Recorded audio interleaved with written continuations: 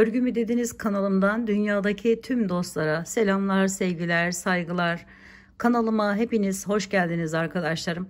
Bu videomda sizlere görmüş olduğunuz böyle mozaik tekniği kullanarak yapmış olduğum bu güzel şahane üçgenlerin nasıl yapıldığını sizlere anlatmak ve paylaşmak istiyorum. Örgüye yeni başlayan arkadaşlarım için ideal bir çalışma arkadaşlar. Çünkü gayet kolay bir yapımı var modelimizin. Evet, bebek battaniyelerinden kendinize hırkalara varana kadar, yani dilediğiniz bütün örgü yapacağınız işlerde kullanabileceğiniz, yapımı gayet kolay olan bir model arkadaşlarım. Şöyle 3 milim tığ kullandım ve Alize Cotton Gold'un arkadaşlar biri düz biri batik olan rengini kullandım, renklerini. Siz bunu dilediğiniz renklerde yapabilir. İsterseniz batik bir ip yerine düz bir ip kullanarak da yapabilirsiniz arkadaşlar. Şimdi hemen modelimi şöyle birazcık anlatmak istiyorum sizlere. Şu kısımlarda arkadaşlarım, şu iki arada 20 tane zincire ihtiyacımız olacak. Yani 20-20-20 şeklinde, ama aralarda bakın birer tane daha var. Şimdi şöyle sayalım, iyice net olarak anlaşılsın. Özellikle yeni başlayan arkadaşlarım, bilen arkadaşlarım bu kısımları geçebilir. Şöyle şurası için 20 zincir. Devam ediyoruz. Burası için 20 zincir. 40 zincir. Ben size şu ikisini anlatsam yeterli olacaktır. 40 tane. Sonra bir tane burun için 41, 42 ve 43. Sonra ikişer tane de kenar kısımları için zincir çekmemiz gerekiyor. 45 tane zincir çekerek modelimizin yapımına başlıyoruz. Normalde modelimiz arkadaşlar 21 21 21 şeklinde devam ediyor. Sonra da 4 tane de fazladan zincir çekmemiz gerekiyor. Şimdi şöyle aldım ipimi ve 45 tane zincir çekiyorum.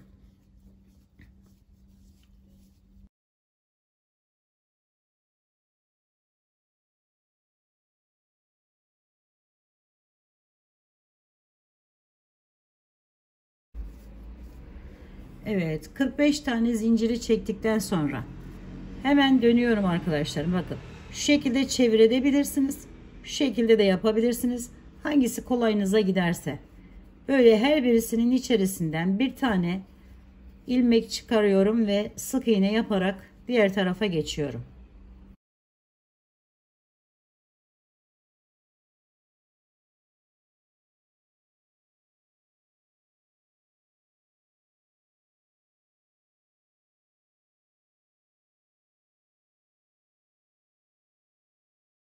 Son yere yaklaştığımızda şu ipimi şu şekilde tutuyorum. Bunu birazcık daha bırakabilirsiniz ilk başlarken. Şöyle aradan onu da götürüyorum. Ve son olarak bunu da içinden bir tane çıkartıp hemen sık iğnemi yaptım. Evet arkadaşlarım, bu ipimi kesiyorum. Evet arkadaşlarım, birinci sırayı bu şekilde tamamladıktan sonra bakın şurada çıkıntı yerim var. Kenardaki yerim. Buradan giriş yapıyorum. Yine bu defa aynı renk ile arkadaşlar bir sıra daha böyle sık iğne ile geçeceğiz. Şöyle aldım. Bir tane zincirimi çektim. Ve şu V olan yerimin, sık iğnelerimin üstündeki yerlerimin arka tarafından giriş yaparak şöyle alıyorum ve sık iğne ile hep oradan alarak devam ediyorum arkadaşlar. Aynı rengimle ve sık iğneler ile bir sırayı daha bu şekilde tamamlıyoruz.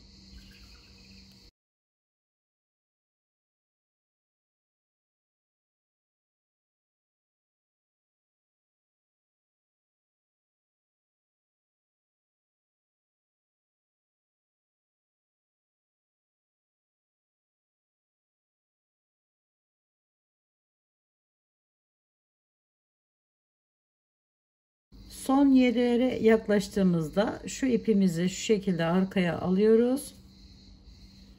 Ve yine onu da bakın şöyle arasına alıyorum.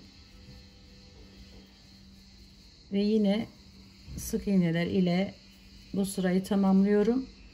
Bir de şimdi şu şekle geldikten sonra son yerimiz arkadaşlarım. Buradan giriş yaptım. Bir de aşağıdaki buradan giriş yapıyorum. Bu şekilde ikisini içerisinden çıkartıp bir sık iğne, bir tane zincir çekip artık bu ipimi kesiyorum. Ve ikinci sırayı da aynı renk ipimle bu şekilde tamamlamış oluyorum. Şimdi üçüncü sırada diğer renk ipimizi alıyoruz. Yine bakın şu kenardan giriş yapıp bu şekilde buraya tutunuyorum önce. Şöyle bir miktarda bırakıyorum ki orayı içinde götürmek için. Şimdi buraya bir tane önce sık iğnemi yapıyorum. Sonra bir tane daha yapıyorum arkadaşlar. Şuradan başlayacağız çünkü şurası için yer bırakmış oluyoruz. Şöyle bir tane daha sık iğnemi yaptım. Sonra üzerine alıyorum. Alttan 2 tane atlıyorum. 1, 2 ve burada bakın şu şekilde tığımı geçirdikten sonra şöyle ilmeği çıkartıp buraya bir tane ikili trabzan yapıyorum. Yanındaki yere yine arka tarafından alarak sık iğnemi yapıyorum. Sonra üzerine alıp aşağıdan bir atlayıp buraya ikili trabzanımı yapıyorum. Alış şeklimiz alttaki ikili trabzanı bu şekilde değil arkadaşlarım. Şöyle giriş yapıyoruz. Bakın üstten alta doğru, sonra alıyoruz ilmeği ve ikili trabzanımızı yapıyoruz. Modelimizin püf noktası burası arkadaşlar. Buradaki ipi, bu ikili trabzanlarımız daha kıvrılmış duruyor. Şimdi devam edelim. Şimdi bundan şöyle bakın 1 2 3 4 5 6 7 8 9 10 tane yapıyoruz. Bunu daha küçük de yapabilirsiniz arkadaşlar. Şimdi bu 1 2 3 4, bu 5. ikili trabzanımız.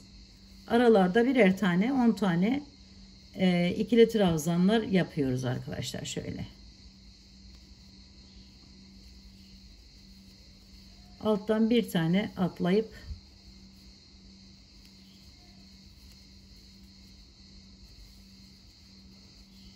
şimdi 1 2 3 4 5 6 7 8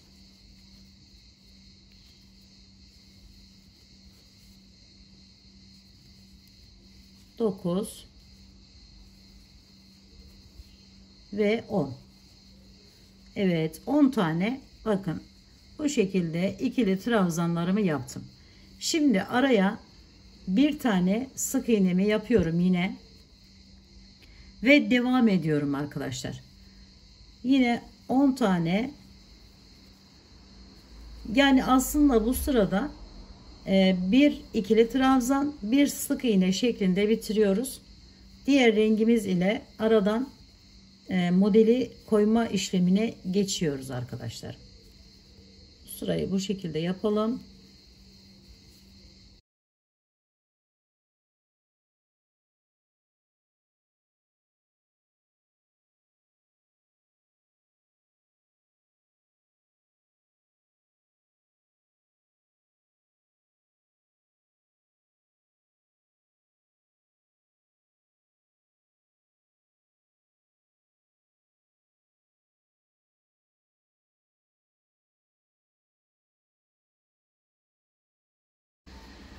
Yine bu ipimi aldım, şöyle arkaya aradan götürüyorum.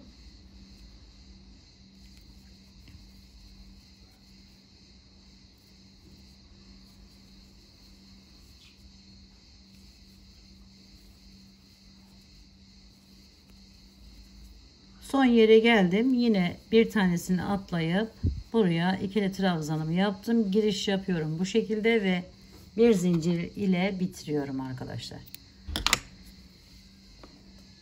Diğer rengimize geçiyoruz hemen. Şöyle kenar girişini yaptım. Bir tane zincir çektim oraya. Sonra sık iğnemi yapıyorum bir tane ve yine üzerine alıyorum. Bakın şuradan giriş yapıyorum. Yine aynı şekilde üstten aşağıya doğru ve buraya bir tane ikili trabzan yapıyorum. Şimdi buradaki 10 tanenin üzerine ise sık iğne ile devam ediyorum. Şöyle sık iğneler yaparak, yani 20 tane sık iğne yapmış oluyorum bu arada.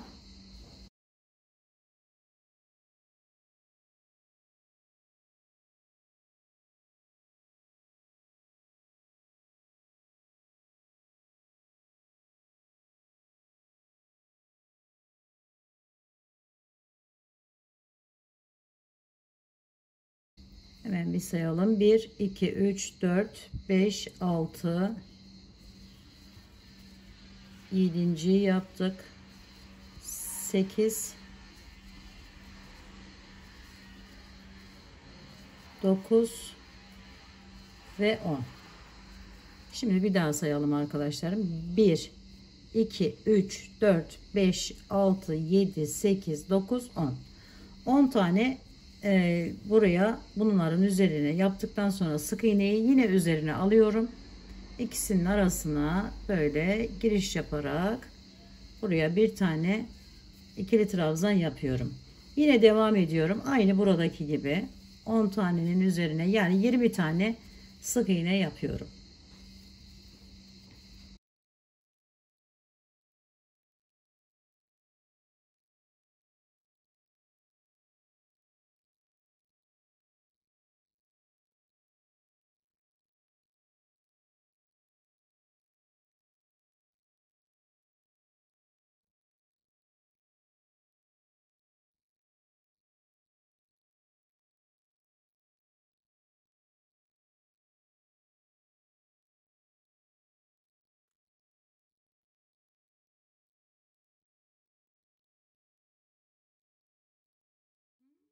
Şimdi 10 taneye sık iğne yaptıktan, yani 20 tane sık iğne yaptıktan sonra bu onun üzerine şöyle sayalım: 1, 2, 3, 4, 5, 6, 7, 8, 9, 10.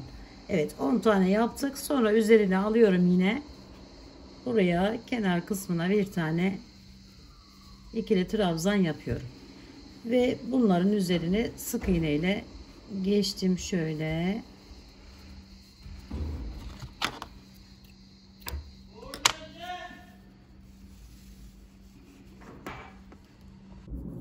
diğer renk ipime geçiyorum.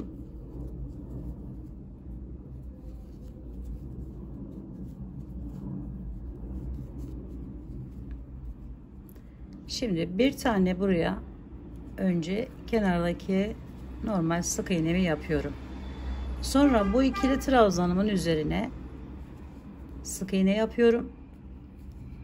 Yanındaki yere de, yani şu alttaki yere de arkadaşlarım, şöyle bunun sayısını azaltacağımız için buraya da bir tane sık iğnemi yaptım. Şimdi üzerine alıyorum ve şu aşağıya bakın, ikisinin arasındaki yerden giriş yapıyorum. Buraya bir tane ikili trabzan yapıyorum. Sonra üzerine giriş yaptım ve üstünden sık iğnemi yapıyorum. Yani yine bir ikili trabzan, bir sık iğne şeklinde, ama birer tane azaltarak kenarlarından bakın devam ediyoruz.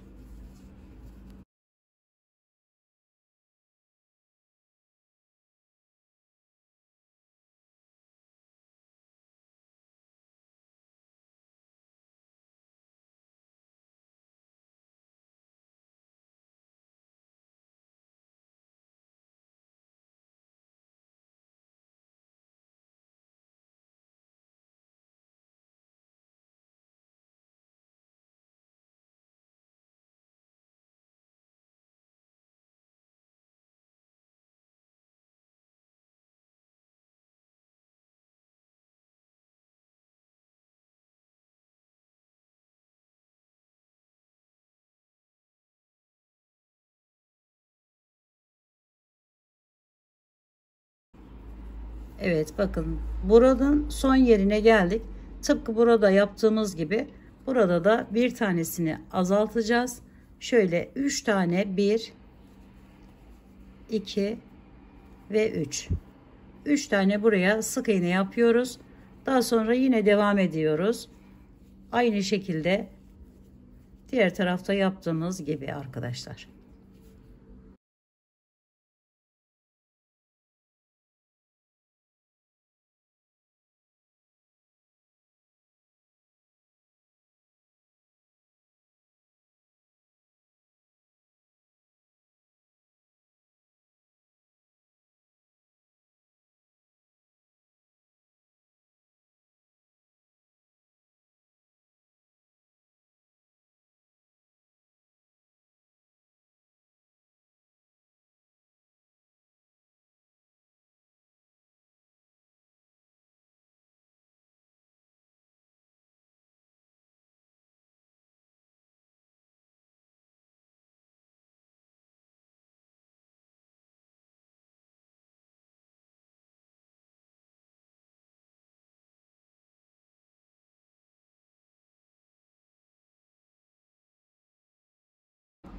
Yine son olarak buraya da bir tane yaptıktan sonra sık iğneler ile bitiriyoruz.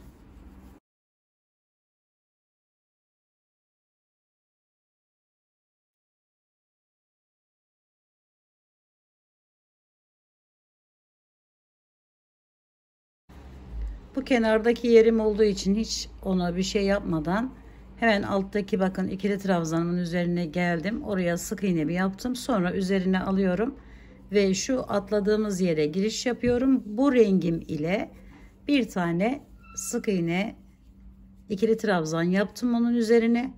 Diğerlerini hiçbir şey yapmadan sık iğneler ile aradaki 3 tane olan yerimize kadar devam ediyoruz.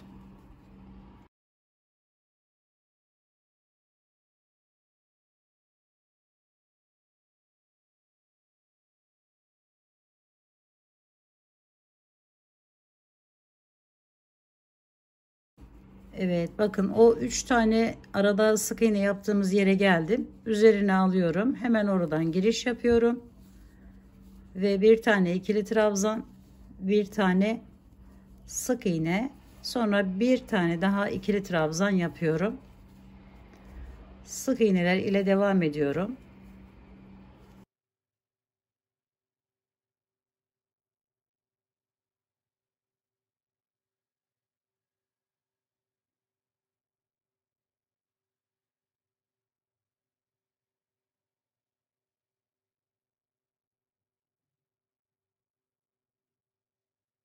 Üzerine aldım. Sona geldiğim yer burası. Hemen buraya bir tane ikili trabzanımı yapıyorum ve sık iğneler ile bitiriyorum.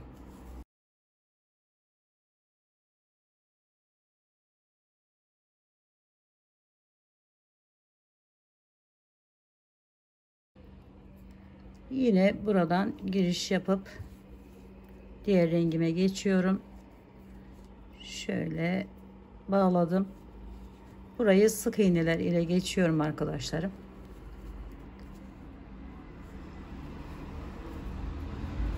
Bakın burada ikili trabzanım var. Üzerine gelip sık iğnemi yapıyorum. Sonra üzerine alıp bir tane daha kaydırmış oluyorum. İkili trabzanımı yapıyorum. Yine sık iğnemi ve ikili trabzanımı yapıyorum. Birer tane kenarlardan azaltarak devam ediyoruz.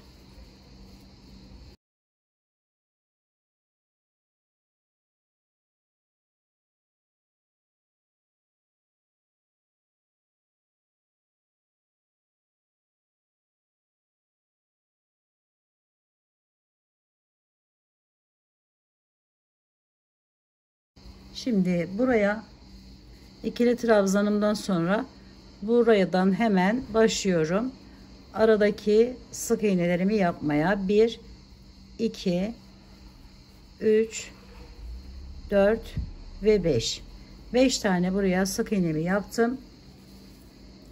Daha sonra yine ikili trabzanım ile diğer tarafın yapımına geçiyorum arkadaşlar. Şöyle bakın. Kenarlardan birer tane azaltıyoruz. Burayı ise arttırıyoruz arkadaşlar.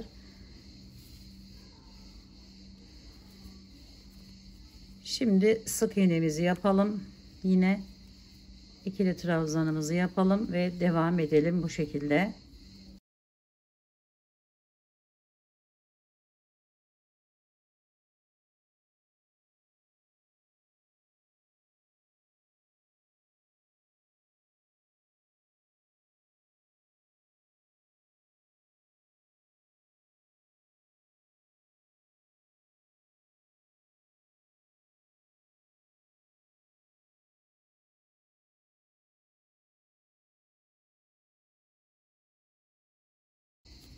Buranın da son ikili trabzanını yaptıktan sonra sık iğneler ile bitiriyoruz.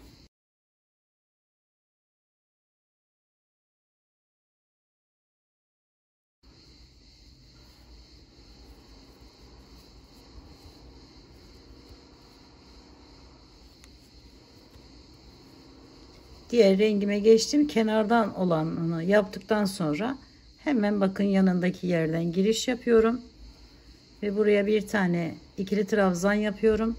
Sonra sık iğnemi yapıyorum. Kenardan sık iğnemin üzerine ise hemen bir ikili trabzan yapıyorum. Aradaki yeri yine sık iğneler ile geçiyorum.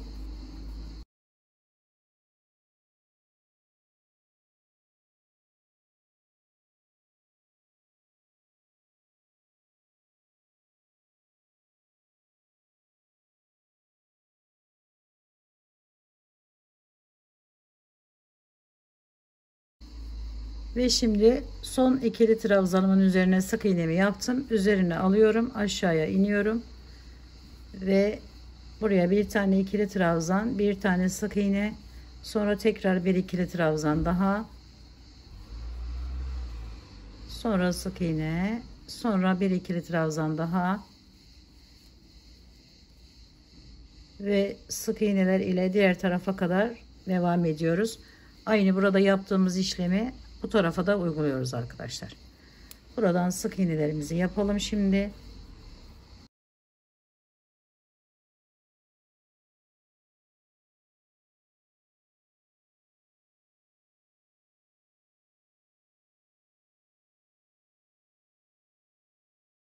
Evet, son yere geldim. Yine aşağıya iniyorum ve ikili trabzanımı yapıyorum.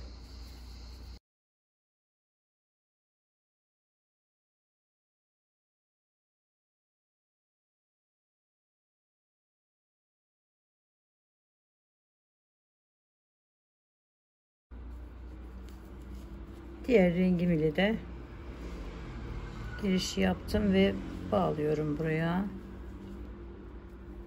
Sık iğne ile geçiyorum arkadaşlarım bu krem rengi olan yerlerimin üzerine.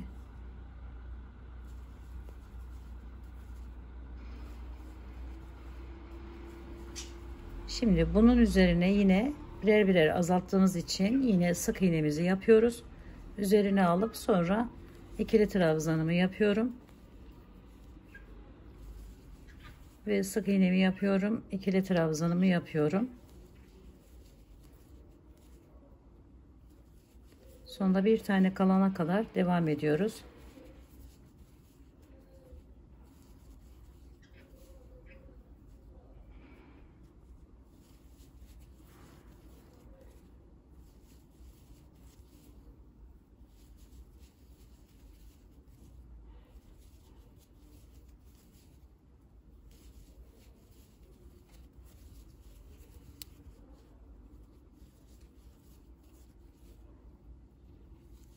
Evet, şimdi bakın ikili trabzanımın üzerine olmak üzere sık iğneler ile devam ediyorum.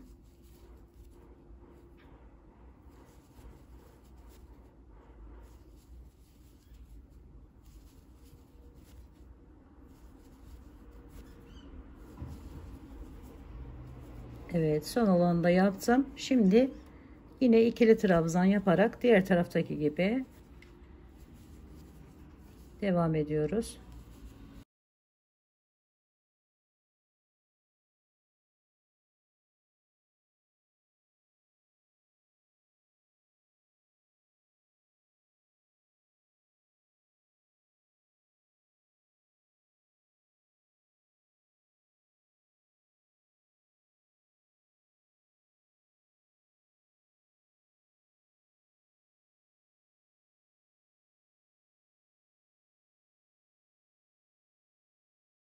Devamında sık iğneler yapıyoruz ve bu sırayı da tamamlamış oluyor.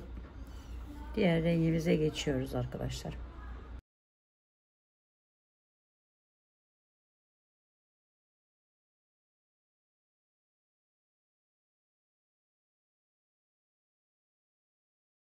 Şimdi bu kenardaki yerimi yaptım, sık iğnemi.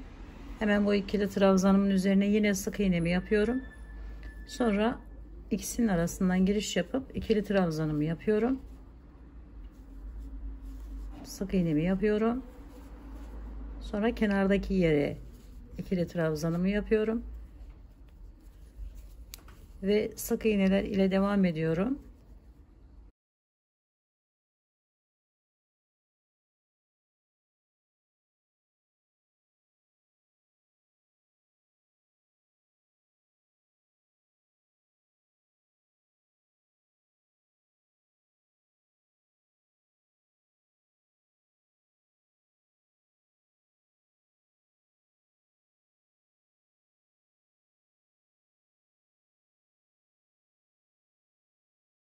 Ve orta kısımdaki krem rengi yerimi kenardan başlayıp yine bir ikili trabzan, bir sık iğne şeklinde devam ettiriyorum.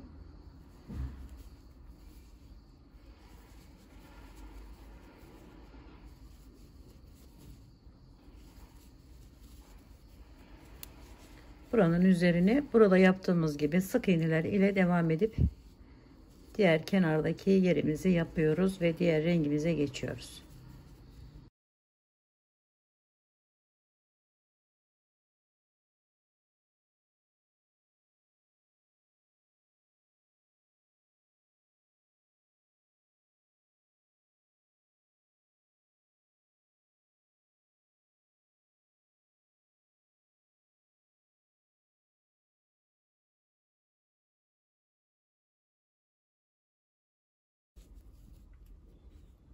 Diğer rengime geçtim, bağladım ve devam ediyorum sık iğneler ile.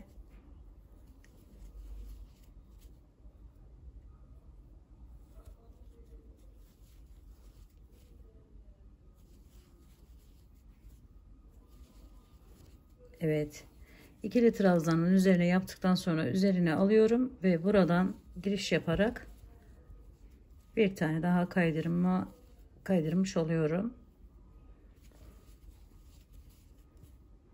Kenarlarda yapmış olduğumuz kaydırma işlemini bu şekilde yapıyoruz. Zaten bunu yaptıktan sonra da ortadan diğer rengimizin yeri açılıyor arkadaşlarım. Ve böylece bir üçgen şekli oluşturmuş oluyoruz. Şimdi bakın, buraya da yapıyorum ikisinin arasına ve bunun için yer açmış oluyorum. Şimdi arayı yine sık iğne ile geçiyorum.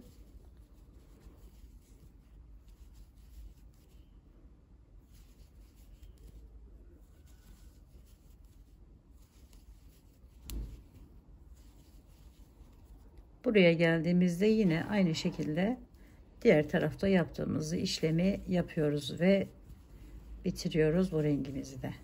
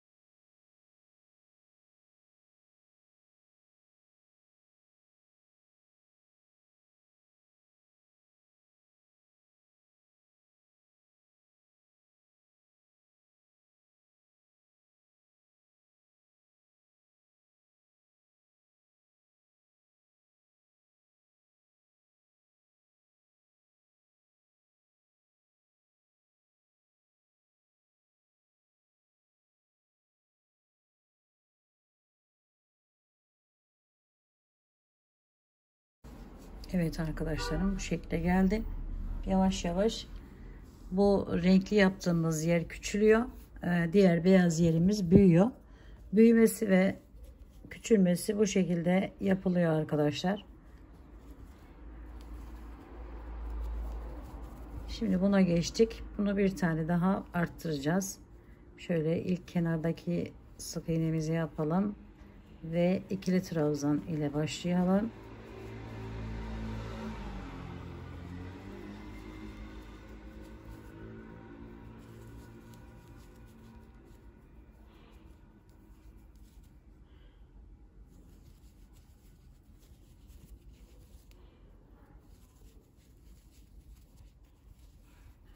Evet, şimdi yine sık iğne ile geçiyorum üzerine.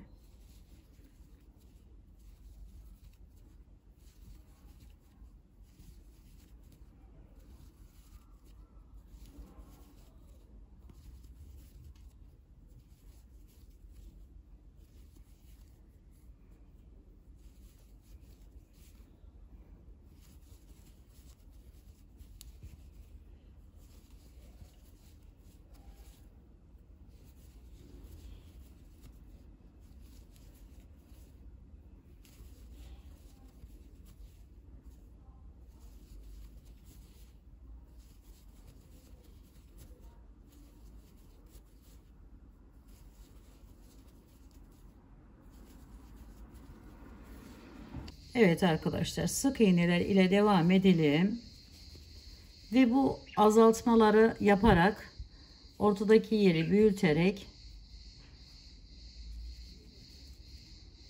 devam edelim ve gelelim arkadaşlar. Yani şurayı 1'e düşürüp burayı da sayısını 10'a çıkarıp geliyorum hemen. Burası anlaşılmıştır diye ümit ediyorum. Çünkü aynı şekilde devam ediyor arkadaşlar. Her sırada bir tane renkli olan yerimizden küçültüp diğer rengimizi büyütüyoruz.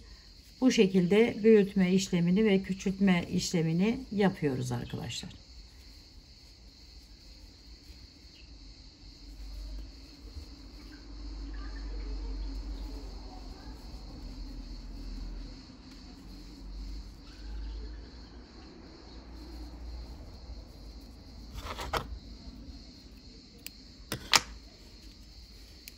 Şimdi aynı şekilde burayı dediğim gibi arttırarak, burayı azaltarak son bir kalana kadar devam edelim.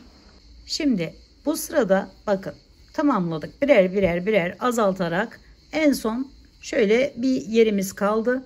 Buraya da son olarak şöyle üzerine gelen yere yine sık iğnemi yaptıktan sonra ortaya bir tane ikili trabzan yapıyorum. Sonra yine sık iğneler ile devam ediyorum arkadaşlarım. Ve buraya gelene kadar sık iğne yapıyorum.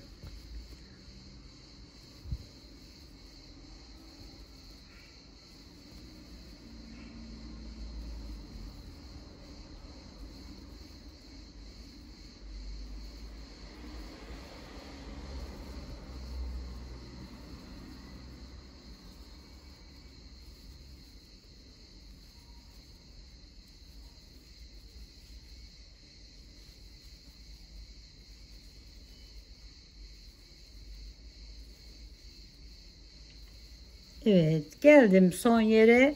Yine buraya bir tane ikili trabzan yapıyorum ve sık iğneler ile bu rengimi tamamlıyorum.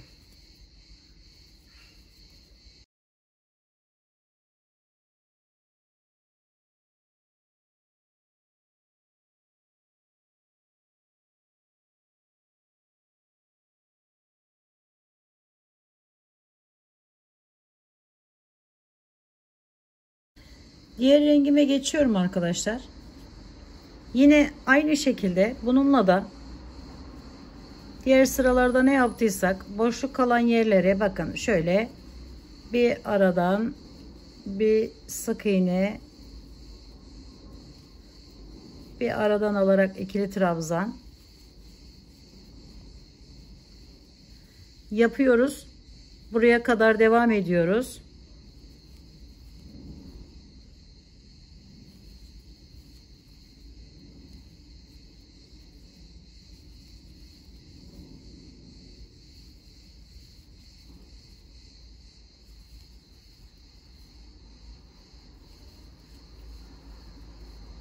Şimdi bunun üzerine sık iğnemizi yaptık. Yine devam ediyoruz. Bir ikili trabzan, bir sık iğne şeklinde bu sırayı tamamlıyoruz arkadaşlar.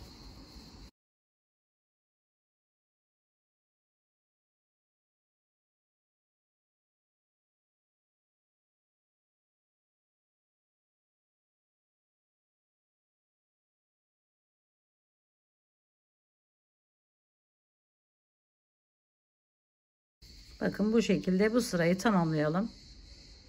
Evet, şimdi diğer rengimi bağladım. Gördüğünüz gibi hepsinin üzerine sık iğne yaparak bir sıra bunu devam ettiriyorum arkadaşlar. Hiç ikili trabzan yapmadan bütün her yeri sık iğne ile geçiyoruz.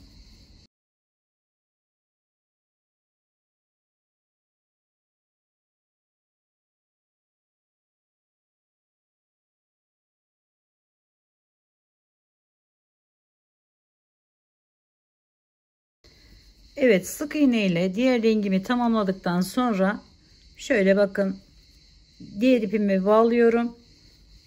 Buraları arkadaşlar sık iğne ile geçiyorum.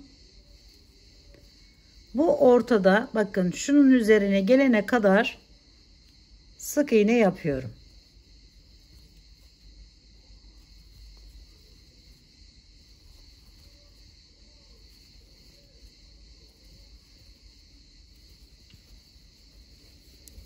Tek olan yerimin üst kısmına gelene kadar şöyle devam ettim.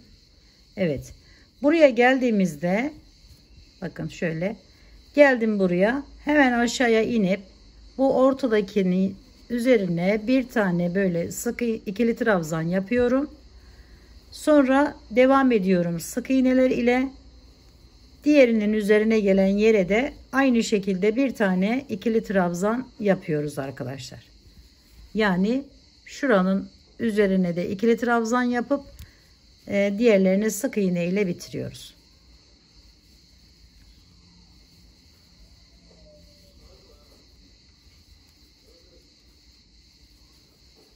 Bu geçiş yeri önemli olduğu için ve bu şekilde farklı bir işlem yapacağımız için burayı da sizlere göstermek istedim. Gördüğünüz gibi araları gayet kolay.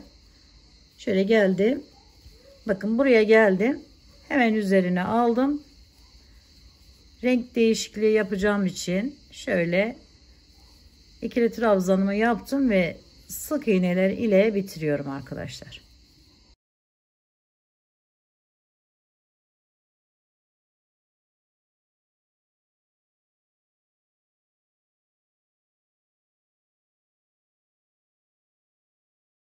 Evet, şimdi diğer rengimi alıyorum.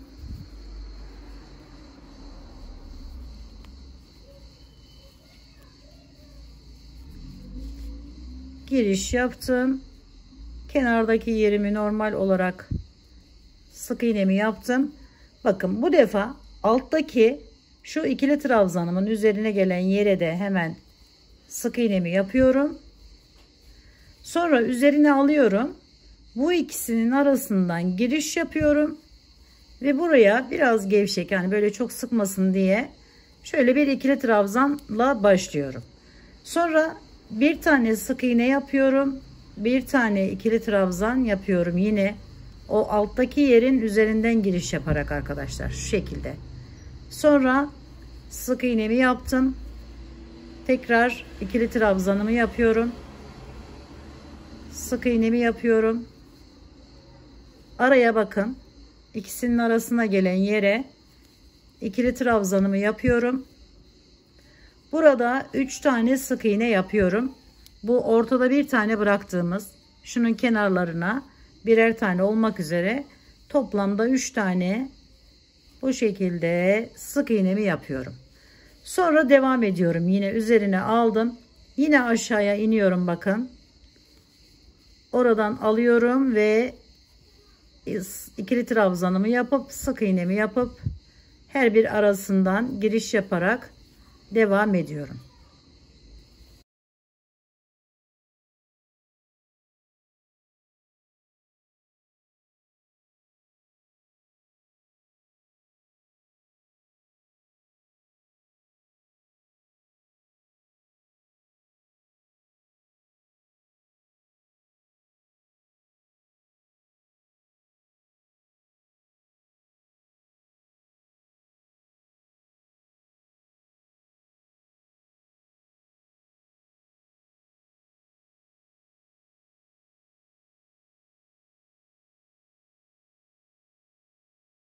Evet, bakın geldim, son yerden de aldım. Şöyle bir görüntü elde ettim. Buraya yine 3 tane sık iğne yapıyorum. 1 2 ve 3. Yine diğerlerini şöyle aradan girerek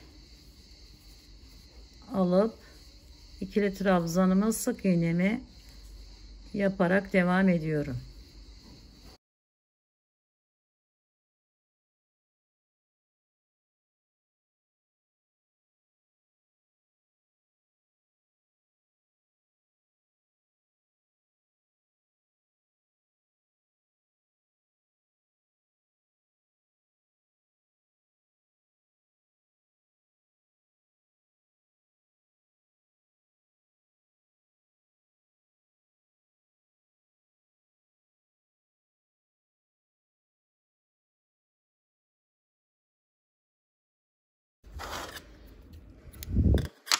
Evet arkadaşlar, bakın bu şekilde tamamlamış oluyoruz modelimizin ana temel yerini. Burası çok önemli. Bir de ikili trabzanlara alış şeklimiz önemli ve böyle bir güzellik ortaya çıkıyor. Bir sonrakinde bunu arttırarak devam ettiriyoruz. Yani bu aradaki yeri bu tarafa, burayı ise buraya kaydırmış oluyoruz. Burada görselde gördüğünüz gibi arkadaşlarım, ve modelimiz bu şekilde devam ediyor. Şimdi modeli tamamladıktan sonra bakın şöyle yerler oluşuyor. Yani dalgalanmalar, şeyler. Eğer Alize Cotton Gold bir ip kullanıyorsanız bu ütüyle bakın böyle düzleşiyor ve gayet güzel bir görünüme sahip oluyor. Umarım modelimi sevmiş ve beğenmişsinizdir. Yapacak olan arkadaşlarıma şimdiden kolaylıklar diliyorum. Örgümü Dediniz kanalıma abone olmayı, beğenmeyi, yorum yapmayı, paylaşımda bulunmayı unutmazsanız çok mutlu olurum arkadaşlarım. Bir dahaki en farklı, en değişik örgü modellerinde görüşmek üzere. Hoşça kalın, sağlıkla kalın, Allah'a emanet olun arkadaşlar.